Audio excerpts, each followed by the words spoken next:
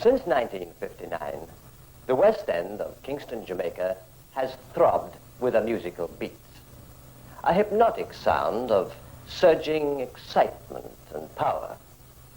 People hearing it became caught up in a frenzy and couldn't help moving to this pulsating, almost religious beat.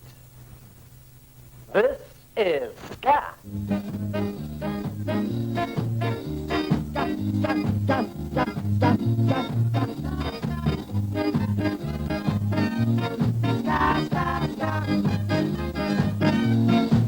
Not many people can cha-cha-cha.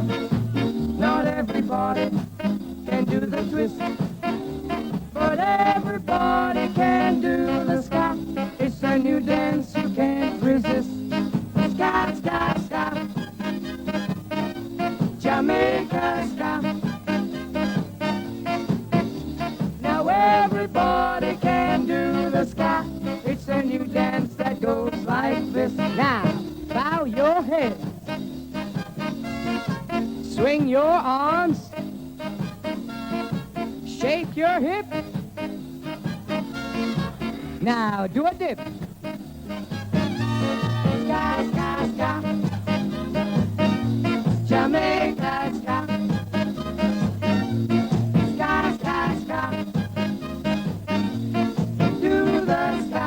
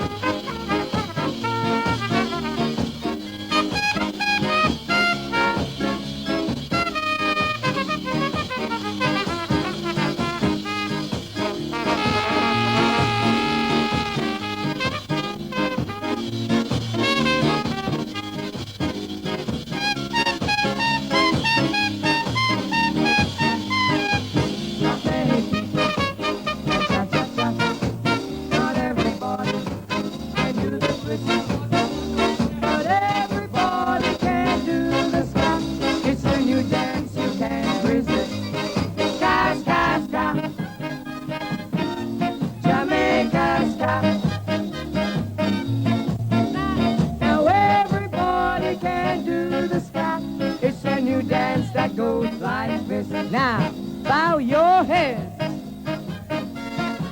Swing your arms. Shake your hip. Now, do a dip. Ska, ska, ska. Jamaica ska. Ska, ska, ska. Jamaica ska.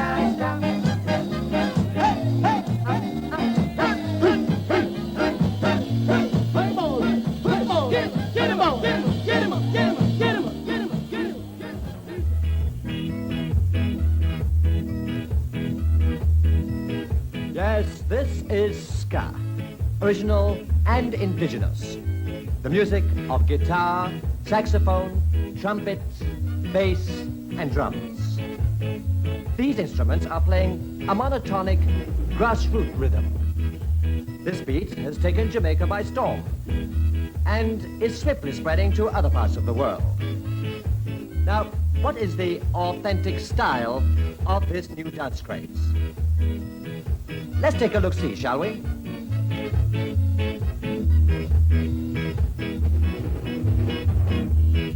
There are 4 basic steps to the ska. The first is to keep the beat with the upper half of the body, bowing forward with a straight back and a slight bend in both knees. At the first bow, the arms extend to the sides. At the second bow, the arms cross in front. The body straightens up in between the change of arms from one position to the other. Basic step number 2 is practically the same as step number 1, but with the addition of a side step. First to the right by moving the right leg on the extension of the arms, then bringing up the left leg on the closing of the arms.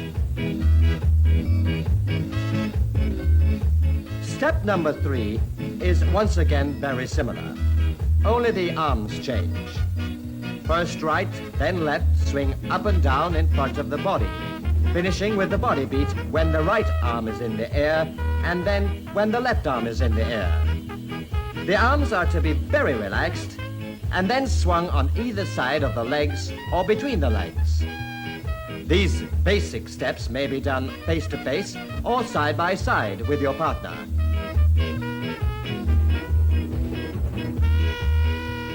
Finally, our fourth basic step. Now, this is perhaps the most energetic of all the basic ska steps. It's being done by two members of the band and is called rowing. A similar action to rowing a boat. It is either done facing your partner or beside your partner. The first move is to reach out with the arms, keeping both back and legs perfectly straight to form an angle at the waist. Then, a pullback, throwing backwards the upper half of the body from the knees up. Ska is as easy as that. How about us joining a regular ska session?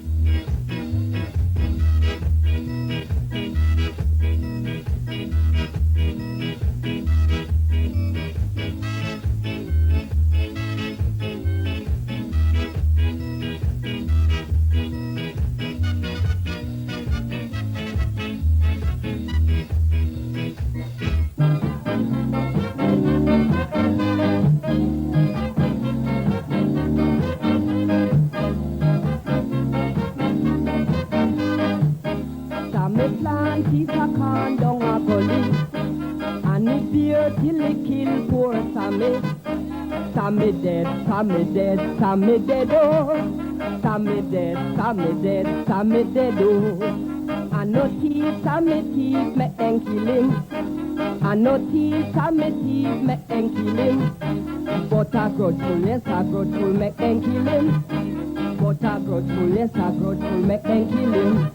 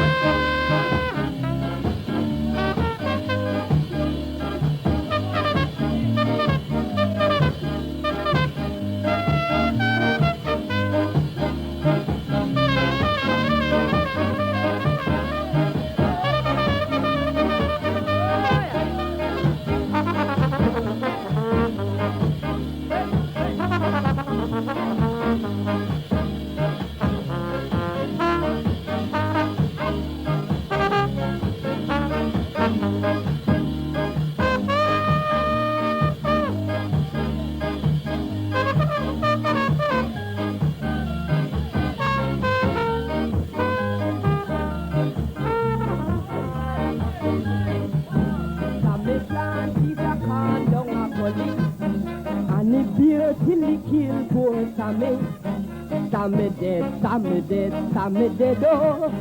Sammy dead, Sammy dead, Sammy dead, oh. I no thief, Sammy thief, me and kill him. I no thief, Sammy thief, me and kill him.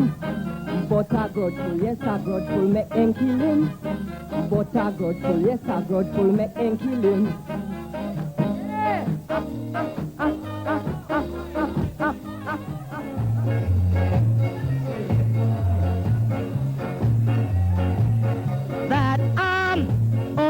Here for a while. Say what you mean, think what you feel, 'cause I live and I live till I die. You are so wrong when you said I'm out of the race, because the race is not for the swift, but for the smart.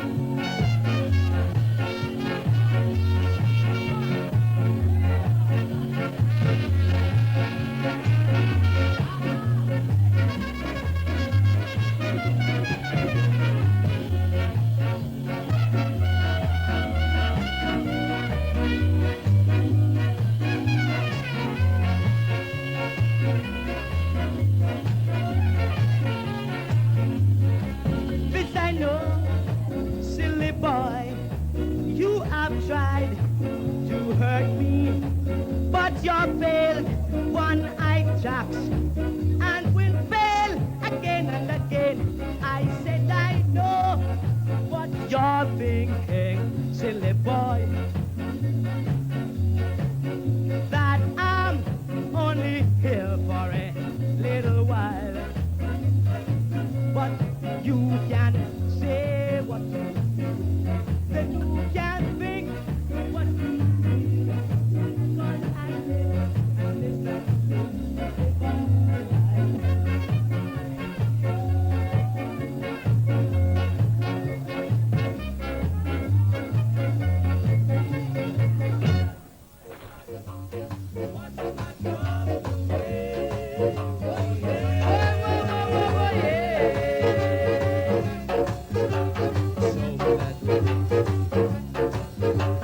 take me across and wash all my troubles away. Like that lucky old sun, give me nothing to do but roll around heaven all day. So don't you hear me? Watching my troubles away.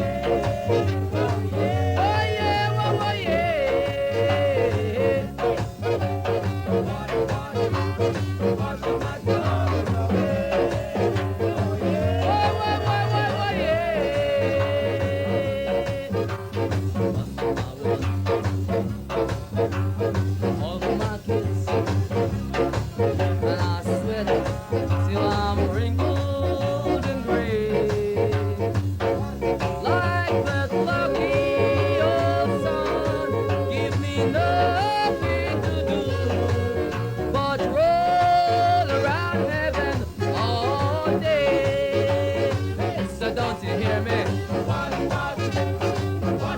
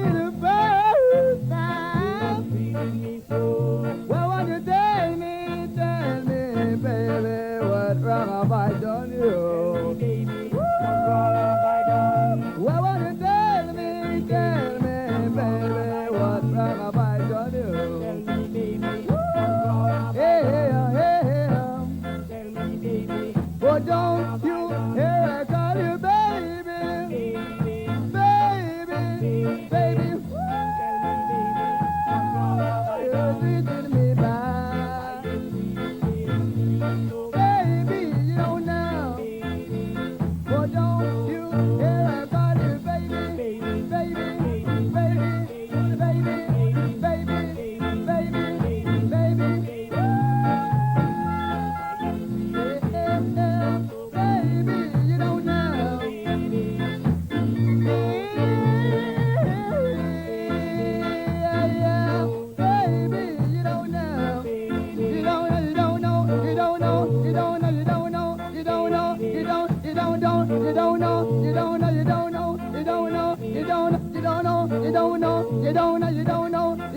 know, you don't know, you don't know, you don't know, you don't know, you don't know, you don't know, you don't know, you don't know.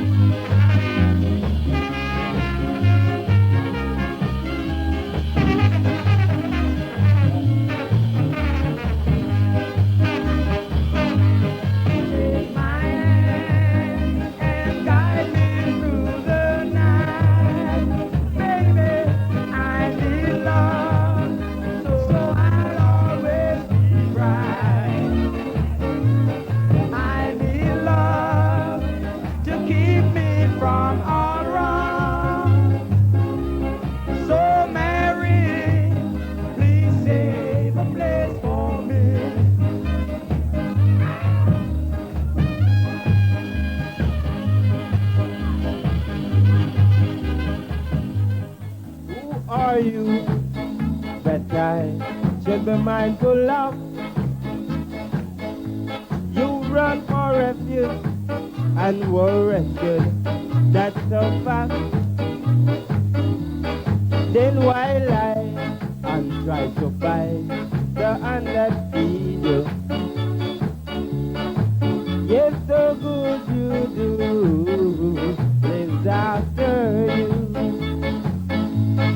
You could puff, puff and puff till you bust.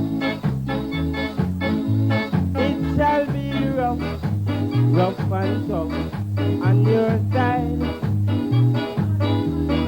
So stop lying, don't try to buy the hand that feeds you. For the good you do lives after you.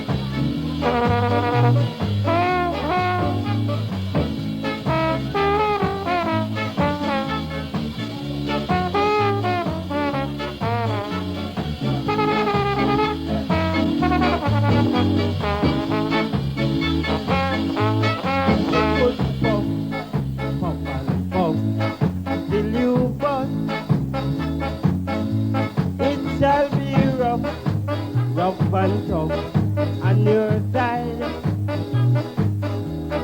So stop lying, don't try to bite the hand that feeds you. For the good you do is after you.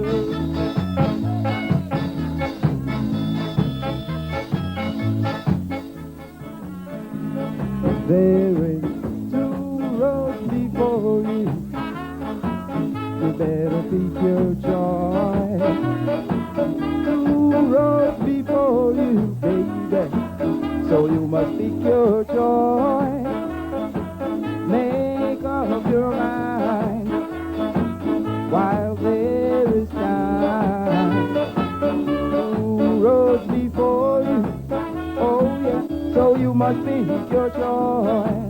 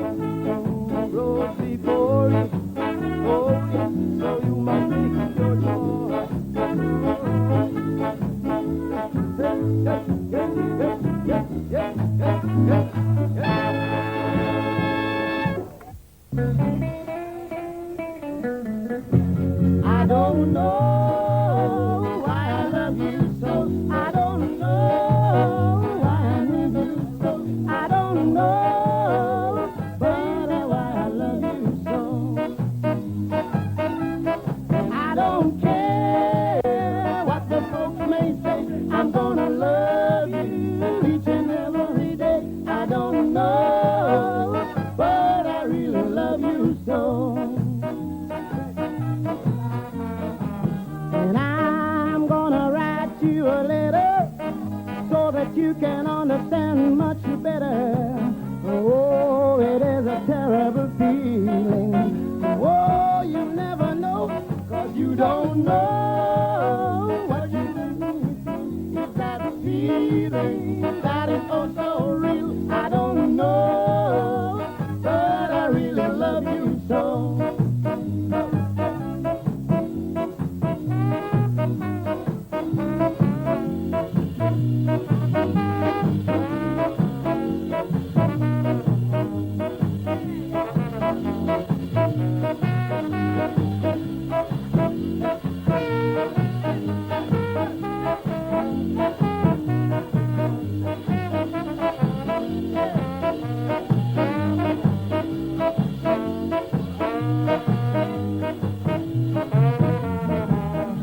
I'm gonna write you a letter so that you can understand much better.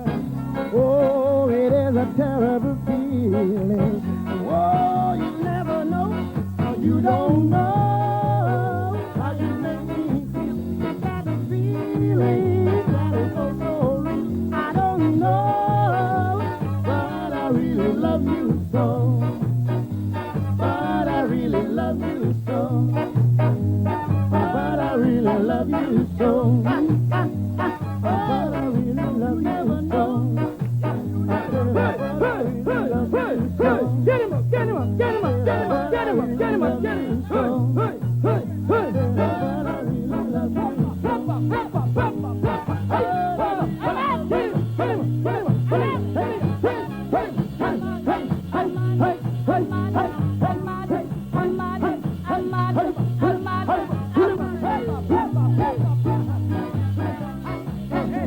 Stand up for everybody now, sit down. Stand up for everybody, sit down. Stand up, sit down. I like your mother. Stand up, I like your mother. Sit down. Stand up, sit down. Stand up for everybody now. Hey, hey, hey, hey, hey. Get him up, get him up, get him up. Get him up.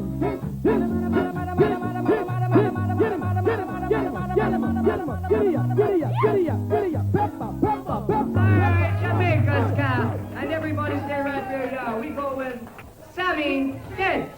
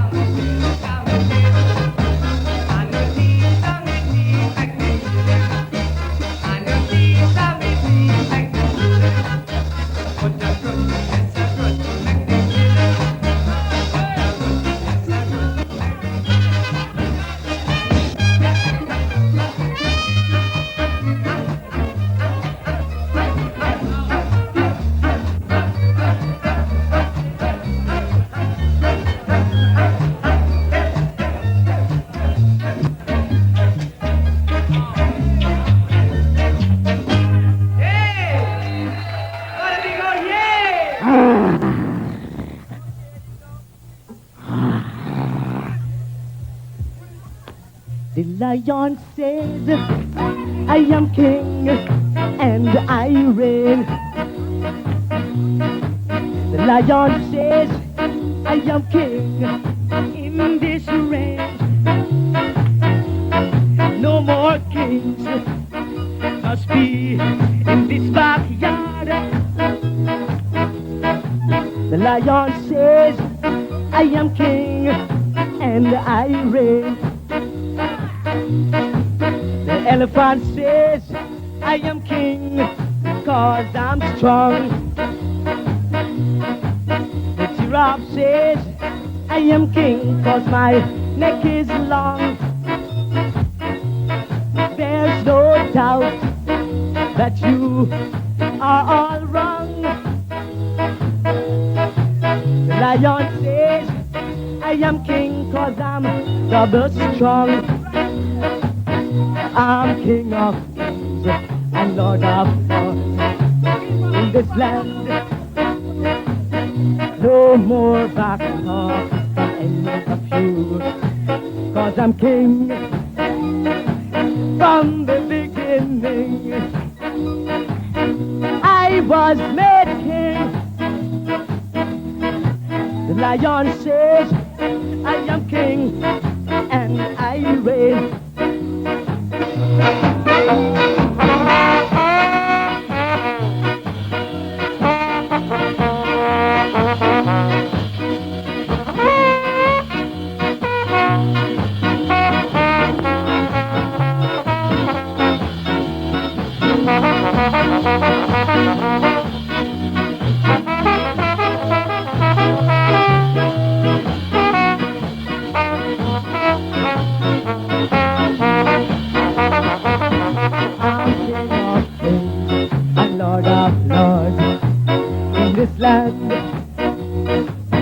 No more back talk from any of you, cause I'm king from the beginning. I was made king. Lion says, I am king and I reign. The lion says, I am king and I reign. King of kings and Lord of lords, I reign in this land. King of kings and Lord of lords, the lion says. King of kings and Lord of lords, I reign in this land. Hey, hey, hey, hey, hey, King of kings and Lord of lords, the lion says. King of kings.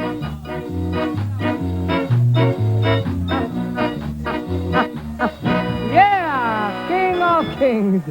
Jimmy Cliff and his big hit. Ska!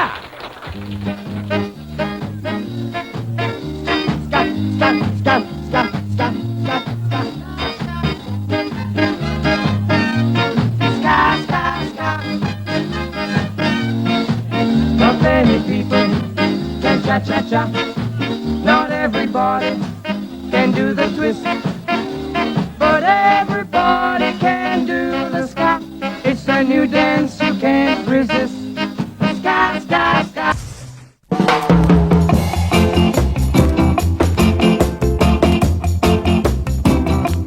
Young, gifted or black, we must begin to tell, yeah.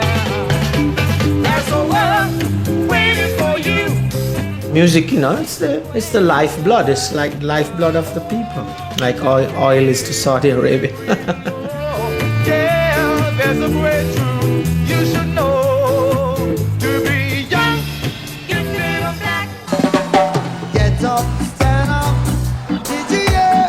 Stand up for your right one more time. No one in their wildest dreams would ever have thought that a small island like Jamaica has now been able to create a music that is part of the mainstream. You stand up.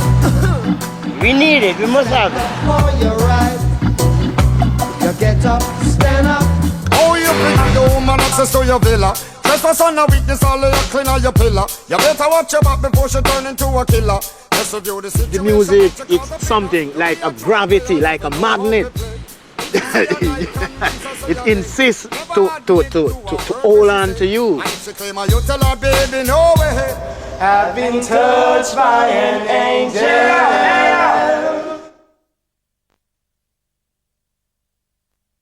Forward! March!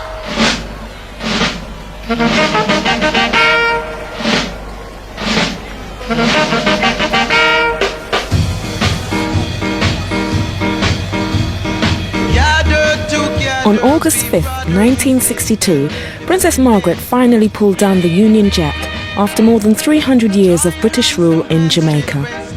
The soundtrack to this newfound freedom was the first truly Jamaican music, the newly invented ska.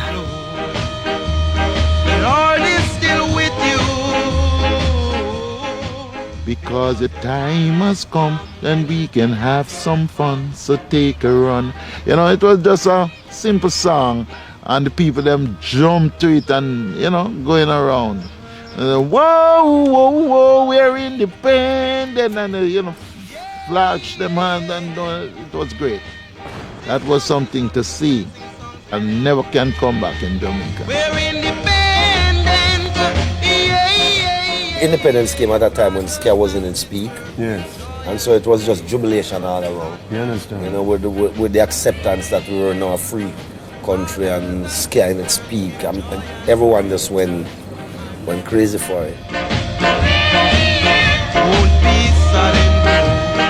You couldn't go to a party before 62 we play ska. After that night, you had to play ska for the party to be successful. It was unbelievable. Everyone gravitated to it. This was something new, and I noticed something too. They had pride. When they looked at it, they said, "This is ours." It would have been nice to say, well, independence caused people to want their own music, but the music preceded independence. But it was a wonderful coincidence because independence gave it further drive. The music came first.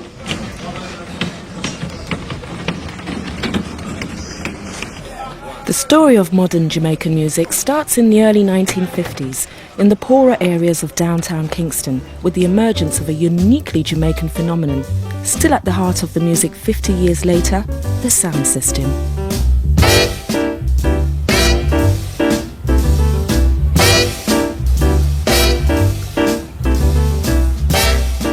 The sound system is essentially a street discotheque with speakers big enough to raise a family in. It's where poor Jamaicans have been coming to dance till they drop ever since they stopped listening to jazz bands in the now ruined clubs all over the island. You had sound system before recording. You have the Jamaica music started with orchestra dance.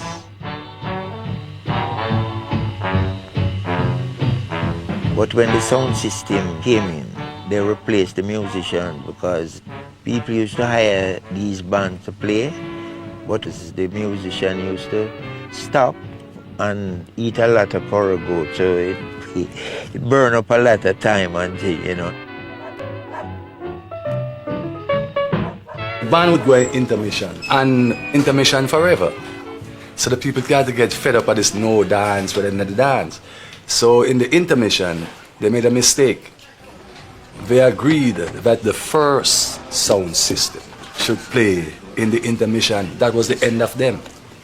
I never turned back. It was all about rhythm and blues.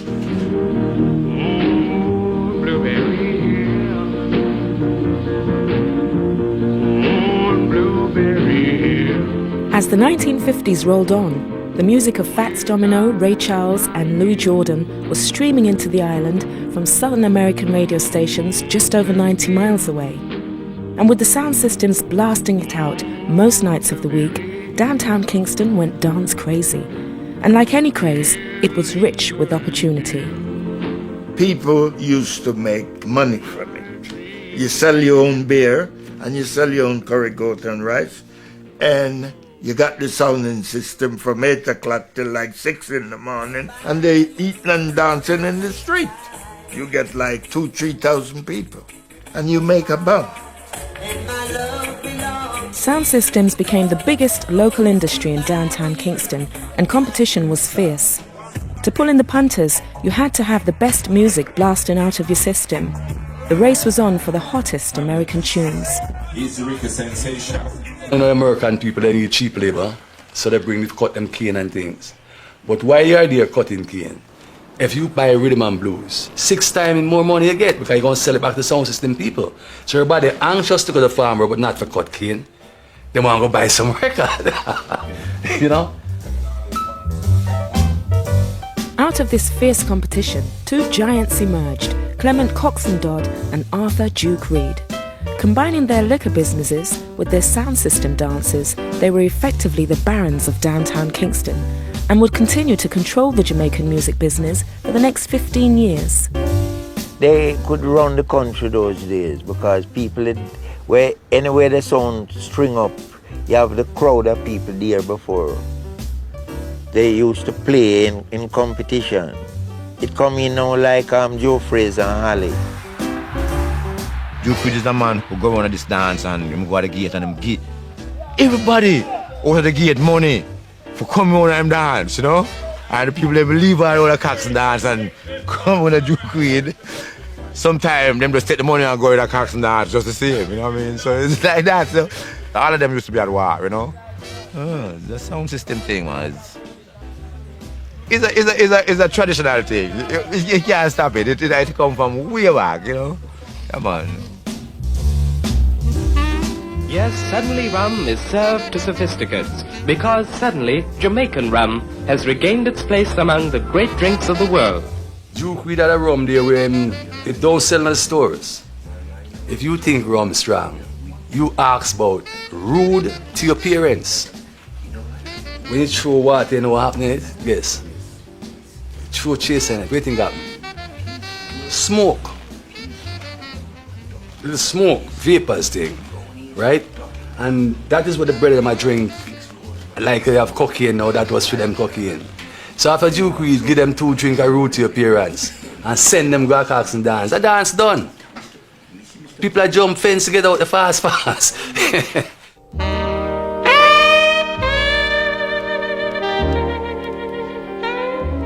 Duke Reid had a program on the radio, I think 4:30 on a Saturday afternoon called Treasure Isle Time.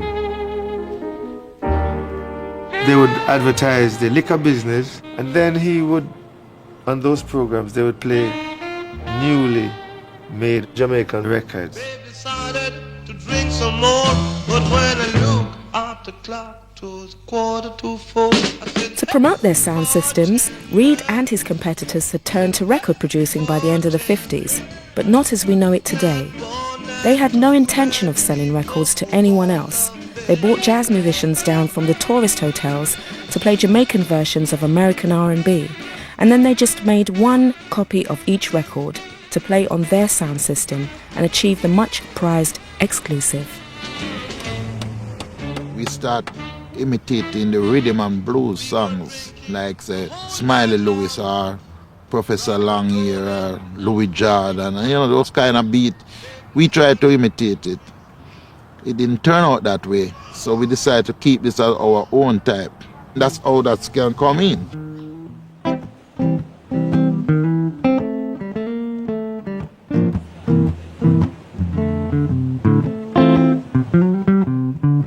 Styling like those was really rhythm and blues.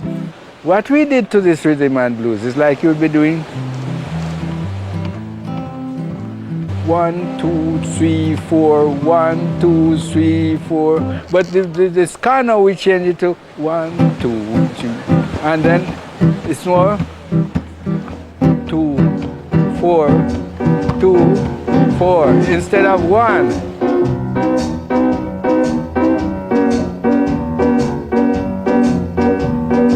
Last night, Papa come and jump, he stood across the door.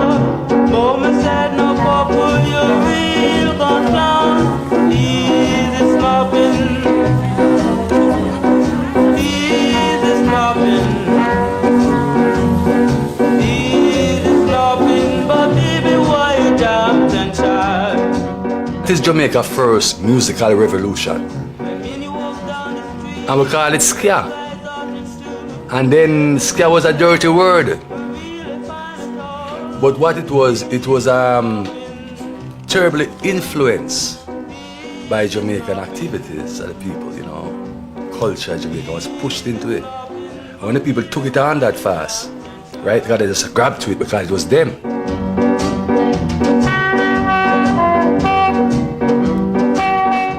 This is the way of life of the lower class people. We haven't got anything else. What else we have? I mean, the middle class or the upper class can buy a ticket and go to Miami or somewhere like that. That's all you have. You don't know anything else. You would not find the creative force that comes out of the inner city in the residential areas in Jamaica, because they're more settled into a pattern, into a tradition. There's a social divide and a cultural divide. We live in two countries. When ska was popular downtown, it had no popularity uptown. In 1960, much of uptown Jamaica still preferred American music, and many of the jazz musicians who had invented ska were making a living playing the tourist resorts of the North Coast.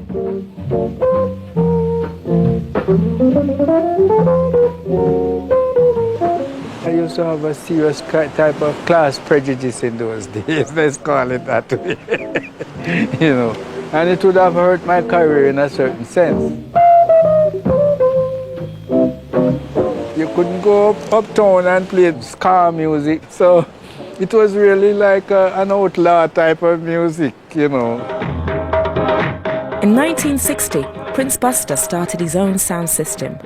To steal a march on his rivals, he approached the ultimate outcasts of Jamaican society, the Rastafarians, who since the 30s had looked to Africa rather than Europe as a model. He persuaded Count Ozzy and his master drummers down from the Warwicker Hills into a recording studio.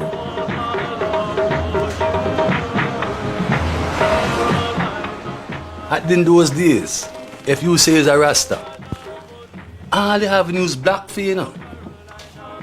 And when I make Carolina, that give the Rasta, whole Rasta speak. Because now, them, it was not a music world, them go to play upon sound system.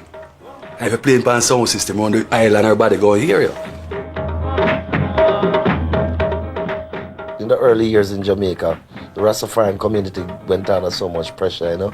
At one stage, I think there was a decree in Jamaica. To kill the Rasta man. To kill the Rasta man and question him after, you know. Countazi, you know. 90% all the grassroots music was really played or created by the Rasta people, you know. Rasta and Jamaican music have been inseparable ever since. Even at the independence celebrations, Count Ozzy and his troupe were part of the pageant laid on for Princess Margaret, whose reaction remains unrecorded.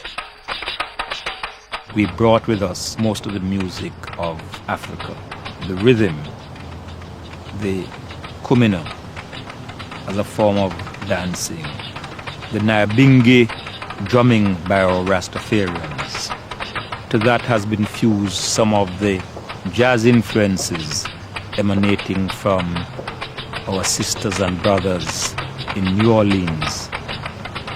Culture has been a very strong element in all our art forms, but particularly in our forms of musical expression.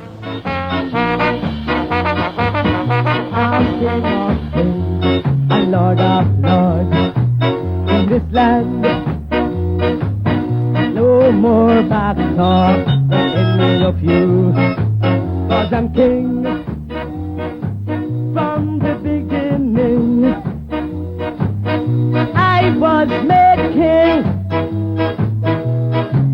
Lion says I am king and I reign. What it developed from was calypso. Lion says I am king and I reign.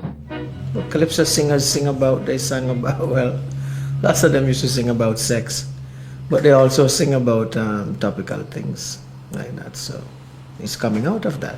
You want to know what's going on, I mean, you know, you listen to the songs. It is a kind of folk music. Our country contested at the Lyceum the title Miss World. They numbered 40. I'm calling you The emerging nation was full of optimism, and with prosperity increasing, everybody wanted to own the ska records that up until now they only had heard on the sound systems.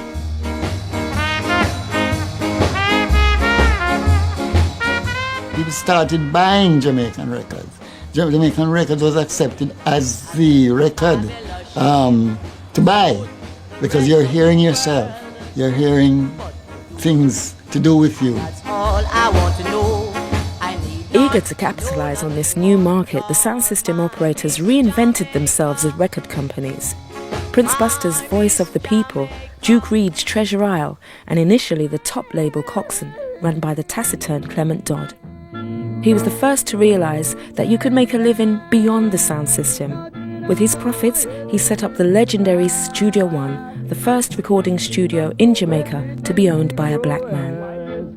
Studio One was a permanent place that people recorded almost every day. We were always free to go there and record whenever we feel like. And these are the kind of facilities that you got that made it a special place, you know, because it's like home, musically. Is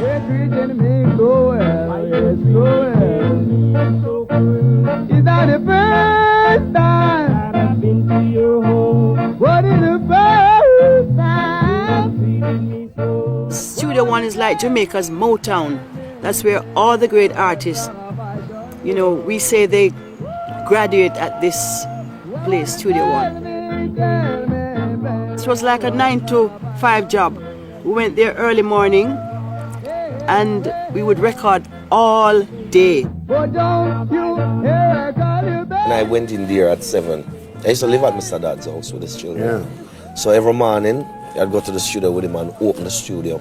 He would pick up an assistant. His name is Bim Bim. Yeah, Bim Bim. Pick up Bim Bim yeah, first. We'll go to the studio, we'll open the studio, make his rounds. Every day we'll close the studio every night, drop Bim Bim home.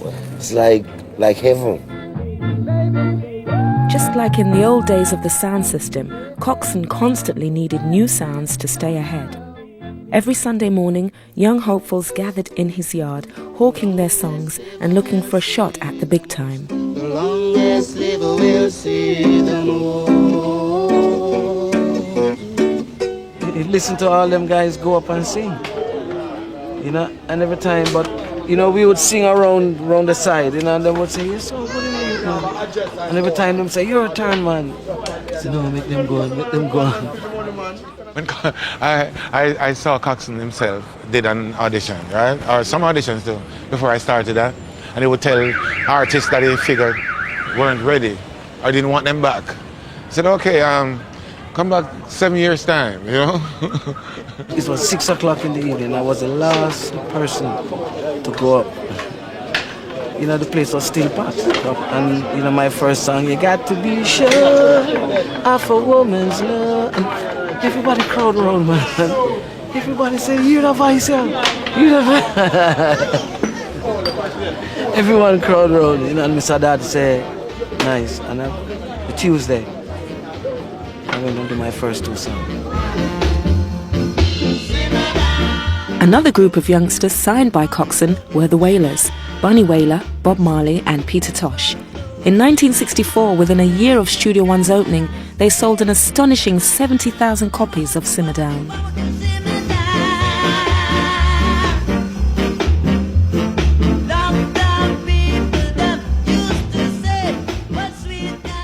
Trenchtown. It was vibrant with a lot of activities. The place was like a, what do you call it, like a Piccadilly, like Hollywood. Music as being the center of attraction. Everybody was singing like a family. So if the Soulettes have a recording, you'd have Bob, Peter Bunny, Delroy, you know, guys from the Paragons, everybody would come to give background support. If the Wailers have a session sometime, you would have the Ask Us girls come work with us tonight. We have 2 tunes doing listening, look at all the harmony. So that was like fun. We weren't being paid because Coxsone, we didn't get money that time. Sometimes we get money to buy us a patty or cocoa bread, and if we're going on Fridays, we would get a pound or 30 shilling or something like that. But we didn't have a problem.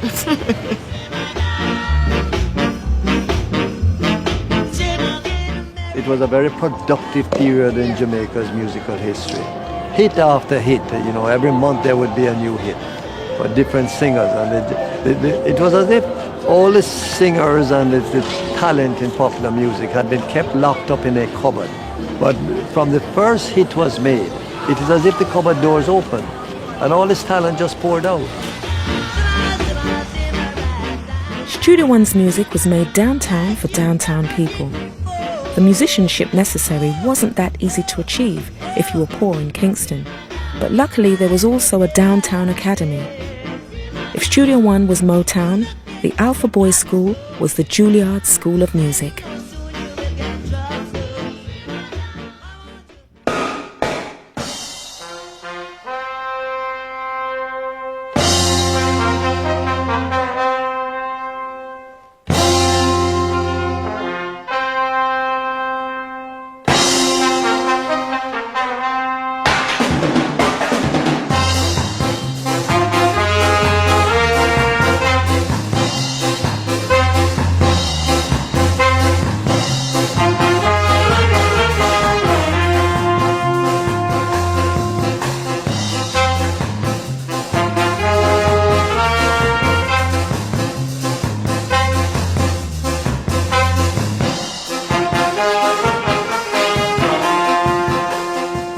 Alpha Boys School is a school that caters to the unfortunate.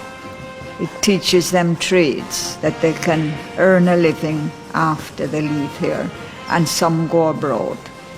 I think you met Rico Rodriguez, he's a trombonist. My mother couldn't angle me no more, and that's the way I end up in Alpha. Maybe she feel I'm more protected up there. The young man, him grow very quick, you know what I mean? Him become very wise very quickly. You understand? Yeah. Cause life, tough life, life hard. Okay. And out of poverty bringeth wisdom, you understand?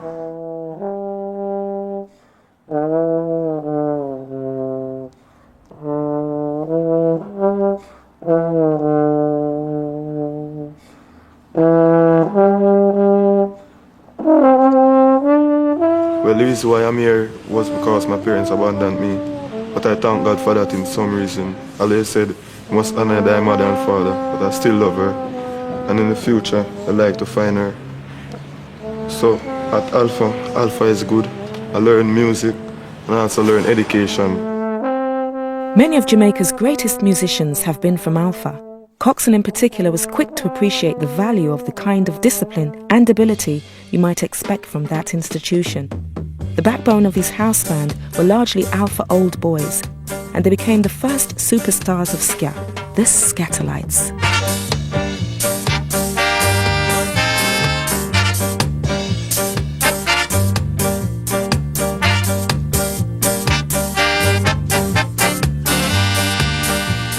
Oh yes, the Scatterlights. That was Johnny Moore. He is touring France now. And Lester Sterling, he's in America. Tommy McCook was very good at that. He was a saxophonist.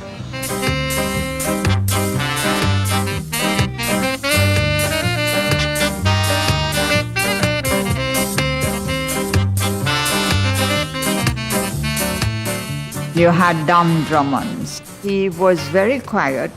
He loved his instrument.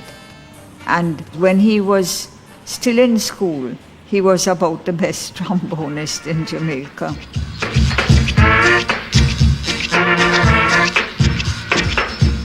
Scatterlights were a great set of people. At the time, they were the masters. They were learned musicians. They were not just people who played music by the breath. They were doing it by the paper. And we, the Wailers, were really enthused to have been working with the Scatterlights.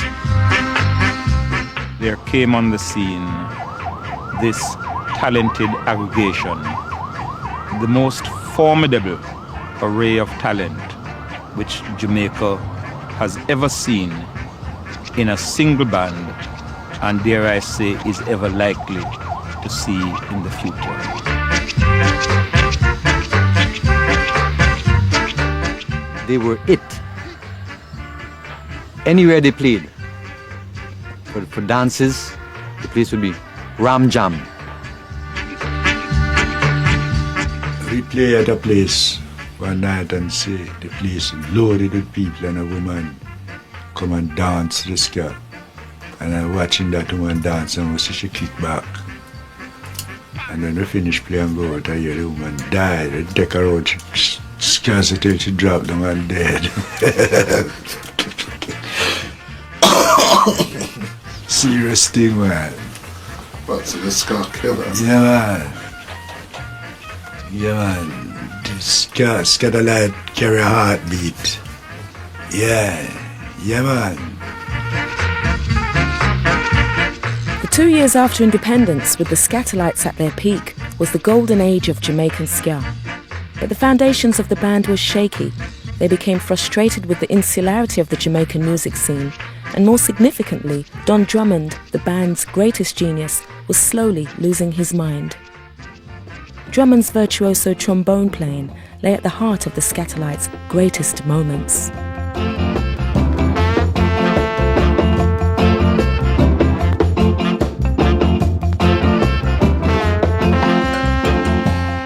A lot of his compositions were minor chord tunes, smooth, more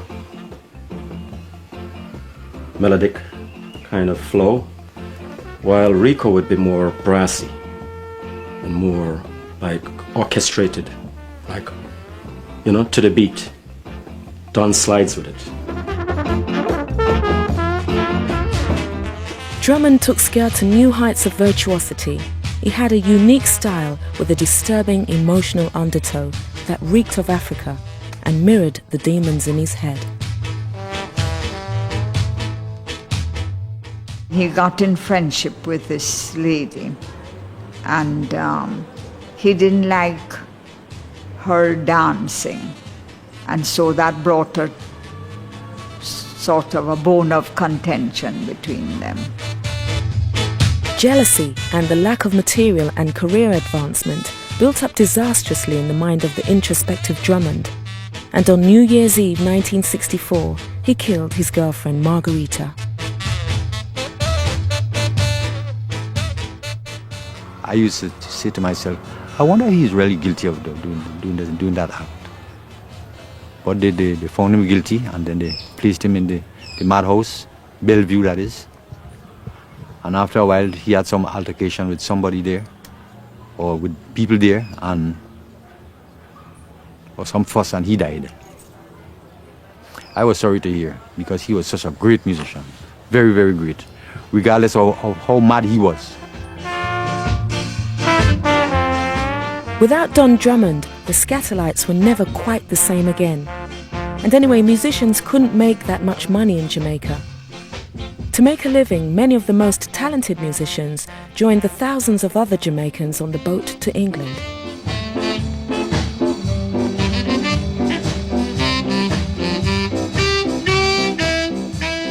You just want to change from Jamaica for me.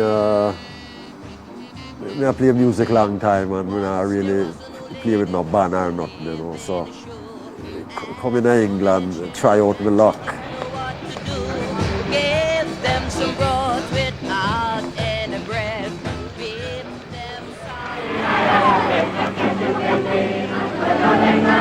To the newly arrived Jamaican, London nightlife was a strange and often unnerving experience.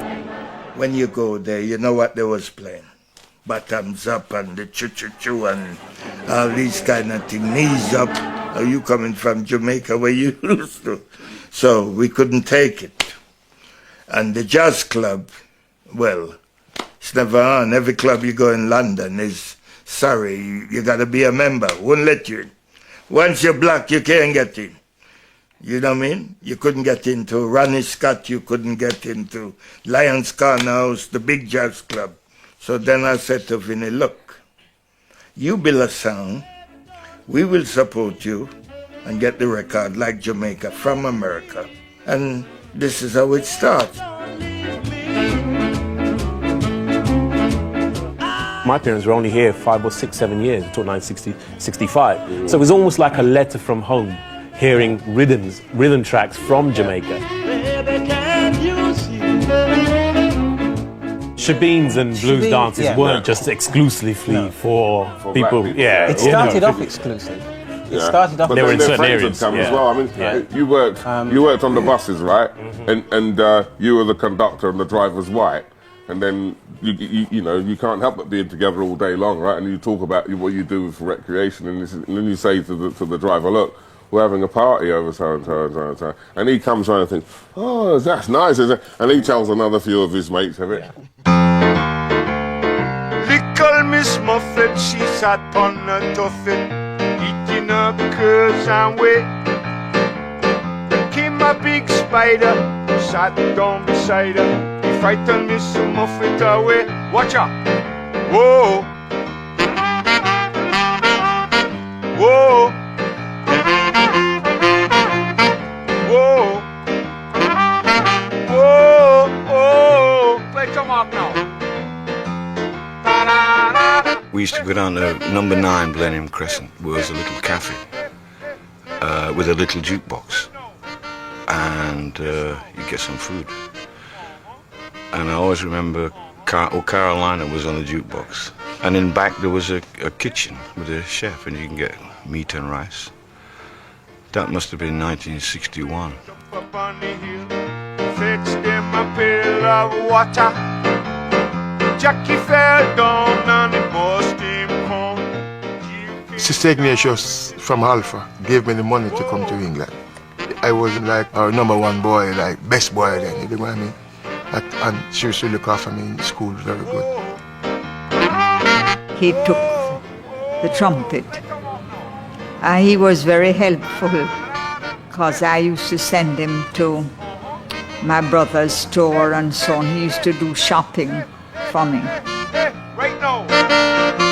It was this great cultural mix. And at the same time, Buster came over from Jamaica, and we had access to West Indian records. Greatly opened areas, because the British market, I mean, British record releases was pretty limited at that time. You know, we were hearing cover versions, and you had to hear the original. Yeah, we had access to the real thing. You felt like you were at the start of something there.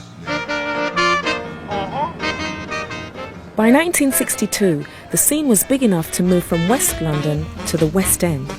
Soon, Count Suckle's The Roaring Twenties in Carnaby Street became one of the hippest venues in town.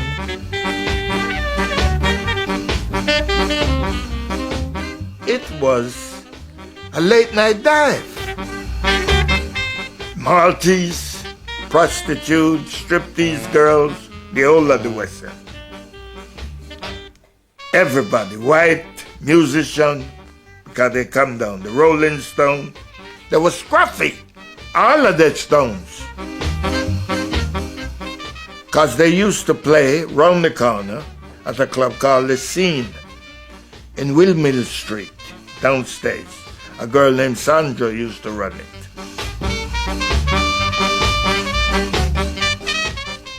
People was like coming at 5 in the morning, 6. And that's when I met Christine Keeler, Mandy Rack Davis, and Perfumer. I mean, I didn't know he was a minister at the time, but he just come down with the girls. Well, we used to say he was a sugar daddy. I remember the roaring 20s, sometimes it's 20 of us, 20, 15, And going home was a problem to her. We couldn't get no taxi to go home, sometimes we have to walk, And sometimes along the way you get thirsty, So you drink all the milk and the orange juice inside, So you have a lot of fun, You're so tired coming from the dance, the snow, So it was an experience in the 60s when I just come here, I wonder when I come the first time in England, I remember. First I leave Jamaica, right? When I come over London, I look through the plane. And I wonder if people live here. In your storybooks, I read so much about 3 Little Pigs and the Wolf. And you see, the trouble is they draw the house in the book. Then when I come in, all the house stuff look like pure that house. we high in the air, and you look down. It's pure that kind of house. I say, oh yeah. And I look for the wolf over car. And wash all my troubles away. Like that lucky old sun, give me nothing to do but roll around heaven all day. Ska in Britain was distributed on the Blue Beat label, which was how it became known. Blue Beat was the music of choice for the mods, the scooter-riding youths who flocked to the concerts and made Britain a hugely important market for the music.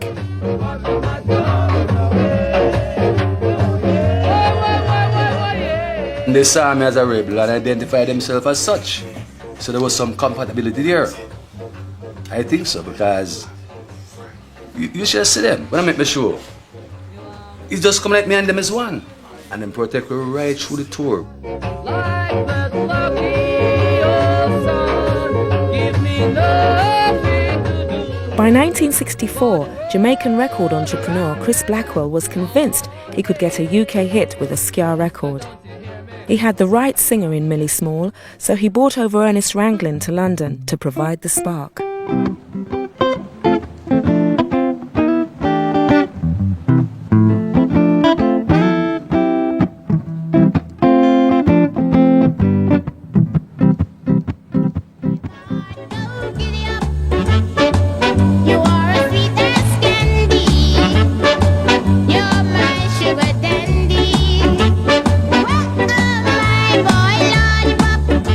In my house, it was more on the blues spot. You was listening to a couple of blue beat tunes and stuff like that, you know.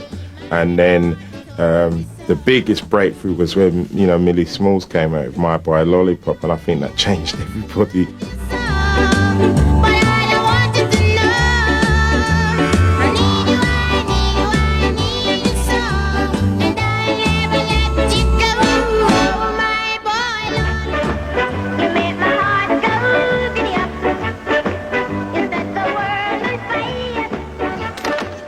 We started to get hits in England because that's where it became an international music, especially with My Boy Lollipop by Millie Small. That put us on the map. So the uptown people started to take note to make it a national sound rather than downtown sound. Yes, this is ska, original and indigenous. These instruments are playing a monotonic grassroots rhythm. As uptown Jamaica and the rest of the world joyously accepted ska, downtown the music and the mood were changing. The ska was upbeat. It expressed how the spirit of the people was. And then after, people start to observe and say, oh, this independence, I'm not really independent. What's going on? The music slowed down. Let's rock it steady and see what's going on. Slow down. Poverty breeds crime. You wake up in the morning and you don't know where next meal is coming from.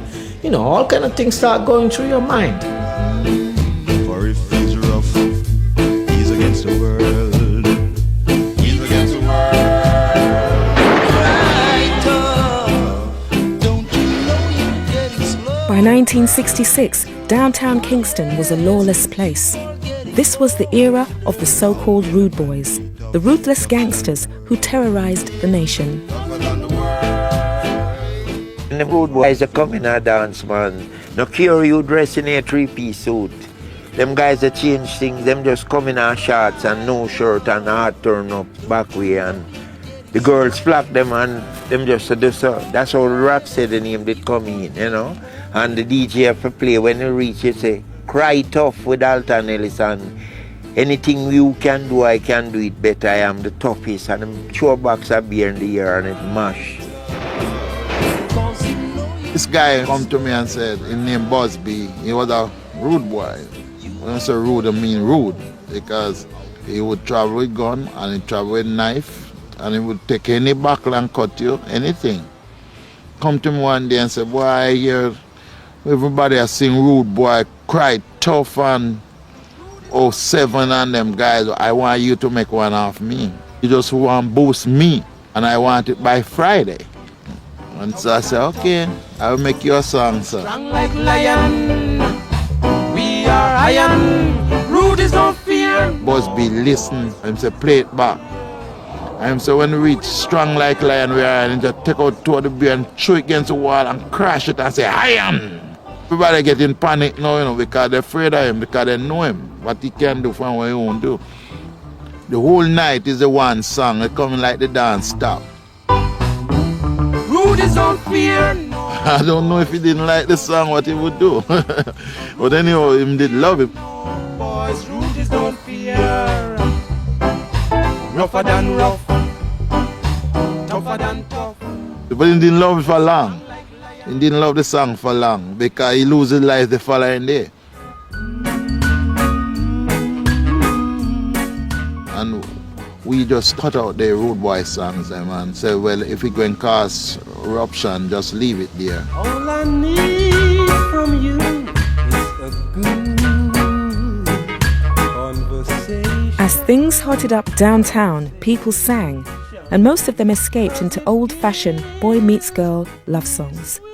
This was rocksteady, Jamaica's first pop music, the era of singers who replaced the largely instrumental ska, and for many it was the most glorious phase in Jamaican music. Never felt this way before. I know there is some way today. It all came from the American R&B music, because we're always being influenced by the impressions, all them soul R&B groups. Love your sisters, love your brothers. We would listen to a Dionne Warwick song and try to sing it exactly as Dionne did it. If you are a group, you would try to study the Supremes, Martha Reeves and the Vandellas. If there was a group who comes from abroad to our shores, we would want to go and see them because they have something to teach us. It's a cultural thing for Jamaicans to sing. In the ghetto, you'll find more singers than anywhere else too, because it's a thing that it's a thing we used to. It's what we could use to pass the time away. It's a thing you use to soothe your spirit, your soul. Can't compare with. Have been touched by an angel. This heaven and earth could be no hell. I've been touched by an angel. She's on the progressive chart, always work for where she want. With enough confidence and never yet say she can't. Tender love, where she have. Healing the broken heart from she coming on my life. Me no stop advance, rearrange my lonely life and turn it right from start. Now I'm happy with this woman and we will never part. Me know she clever and she smart. I've been touched by an angel. Most of us, we only wanted to hear our voices on the record. To see people, to hear it on the radio is a dream come true. To see people dancing and singing to your record for the first time is another matter completely. There was no thought of any money or anything else more than honesty, sincerity, and purity. And that is what I think that music is full of. That is why it's lasting so long.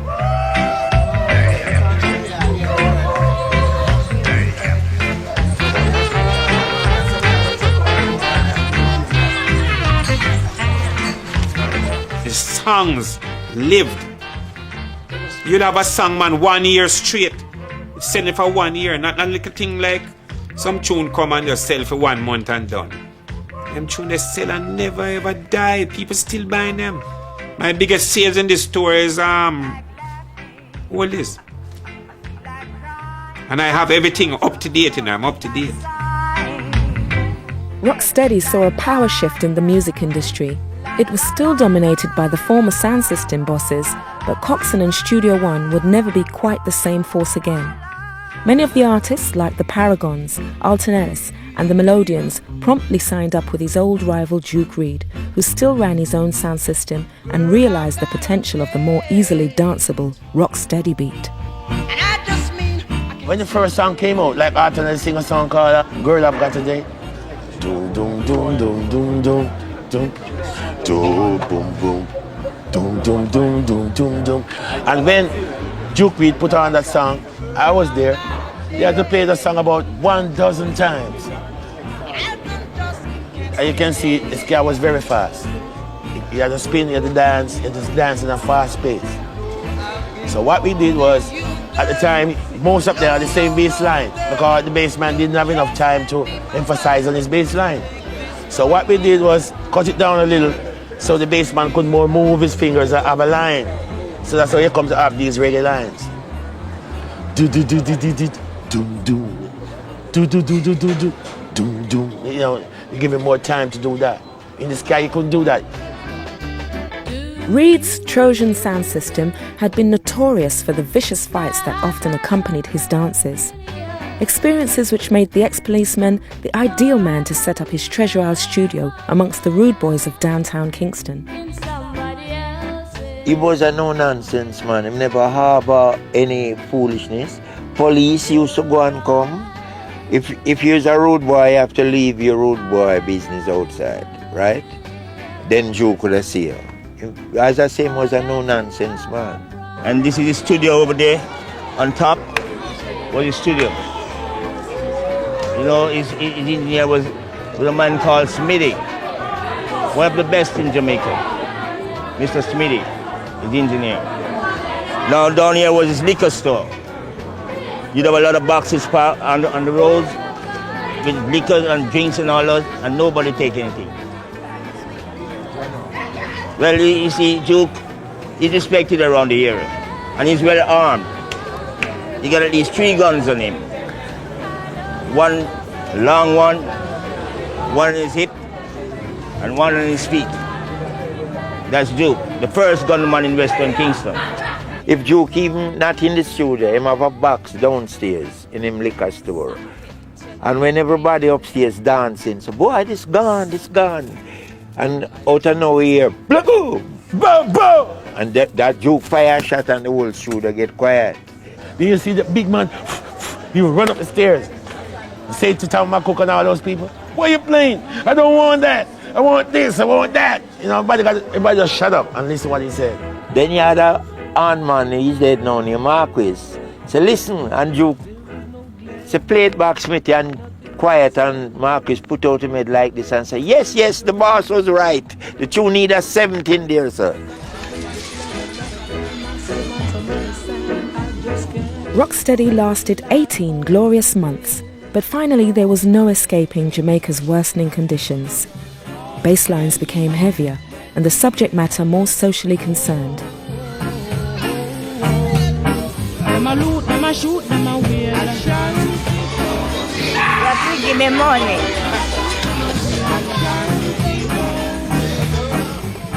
And we go into reggae now. And how we get to reggae now? Reggae is a different changing of the drum. We have the drum playing more burro-like. Oh, I don't know if you understand, like tap ta da pa da pa pa da pa da pa pa da, and change the bass pattern. If the music even slow, it make it sound like it fast. So that is what the reggae do to the rocksteady. And that was it. Reggae, reggae, reggae, reggae, reggae, reggae.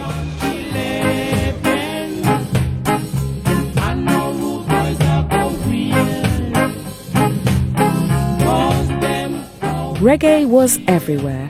Dozens of studios sprang up and sheer volumes saturated the market. Producers needed a new outlet for the music.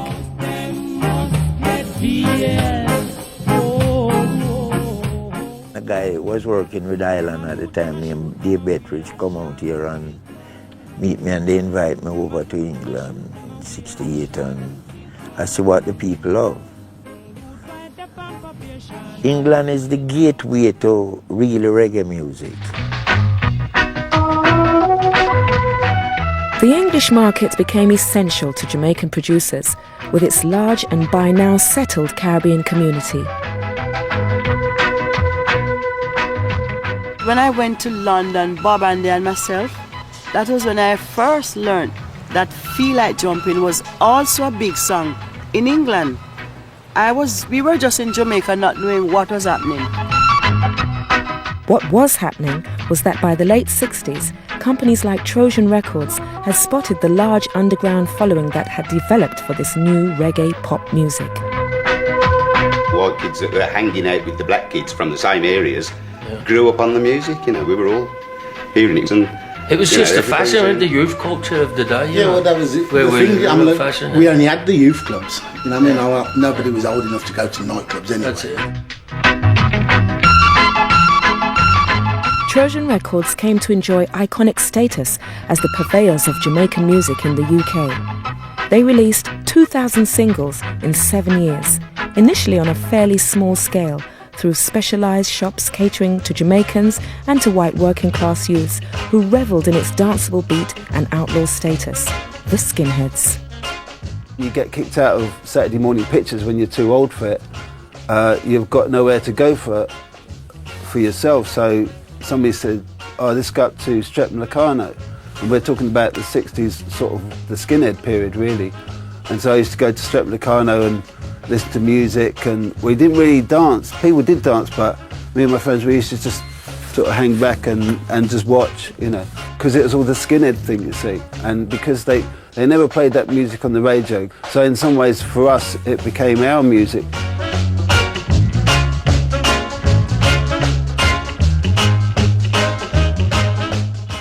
The Skinheads at the time were really into reggae. I mean, they are branded now as what you call a neo-Nazi group that don't like black people and Jews. In my time, I was being protected by the Skinheads. Look, I've been to a town that was like Guildford, was a racist town in my time. And this guy said to me, hi, Mr. Black. So I said, hi, Mr. White. And he spit in my face. I said, what the heck? So the kids wanted us to beat him. But I said, no, forget it, man. I just wiped the spit off, and that was it. What was happening, it couldn't be denied that this was developing into something that was becoming more and more commercially interesting, commercially successful. As more and more people discovered the music through the clubs. And that was making for all sorts of problems for us because we just couldn't get past this door. Look out, BBC, 'cause I'm on my way. Oh yes I am. Long walk to the BBC, but I know I'll make it someday.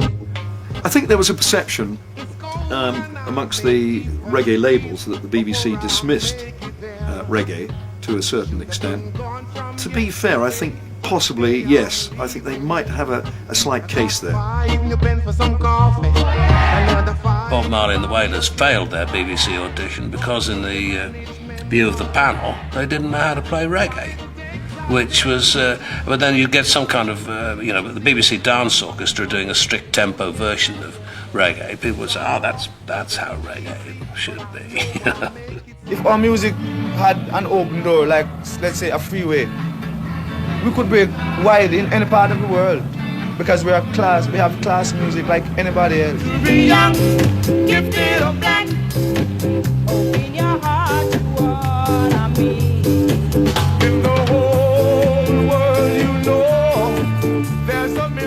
We just did that song because we were teenagers wearing afros and, trying to be too conscious black people. And we said, this is a good cover song for us to do. Trojan were determined to break reggae to the mass market and pulled out all the stops for their new releases. When they introduced strings on the British versions of the songs, I think it made quite a difference because they made them more into, not so much the raw sound that would probably be acceptable elsewhere, but it made it more into a pop record and then went to a much bigger market. Reggae became part of pop mainstream. Skinheads, the BBC, school dances, suddenly everyone was playing reggae. Sounds of soul. I am W.O.O. and I'm still here again.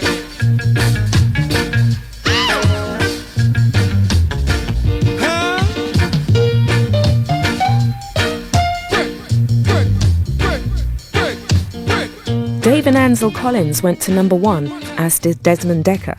Jimmy Cliff, the Scatterlights, Prince Buster and Ken Booth all stormed the charts. And everyone loved it when Max Romeo turned out to be a new kind of rude boy. Of course, there's the wonderful Max Romeo Wet Dream thing, which was just such a great pop record. Obviously the lyrics, you can see why they had a problem with that lie down girl, let me push it up, push it up. Lie down, girl, let me push it up, lie down.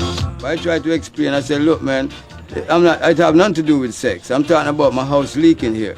Me and my lady sleeping in bed, rain falling, the roof is bloody leaking. She's getting up to plug the leak, and I'm saying, lie down, girl, I'll push it up. They didn't buy that.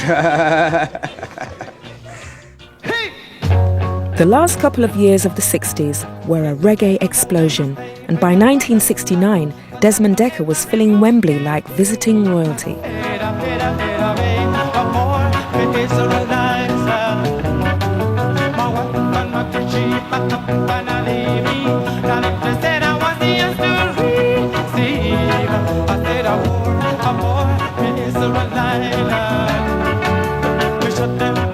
That reggae pop music, I suppose, we were beneficiaries of it as well. The doors had been opened and people have been softened up enough to start listening. The music of downtown Kingston had not only conquered Jamaica, but made it to the heart of the old colonial masters, and there was still a great deal further to go. Oh, we gotta do all things. Everybody got to rock. I gotta do your thing. Yeah. You got to do your thing. Hey, you got to do your thing. Now you got to do your thing. I do your thing. I've got to say, bye-bye. I'm going. Hallelujah. I got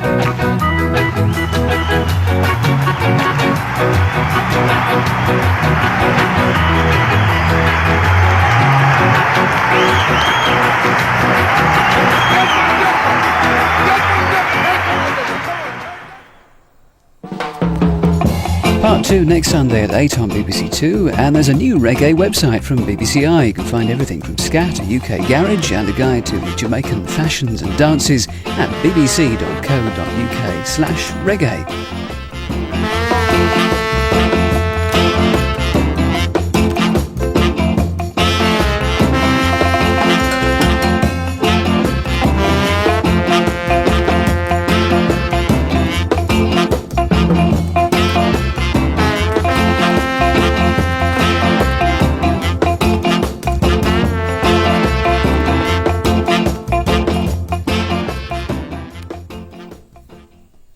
And the vibe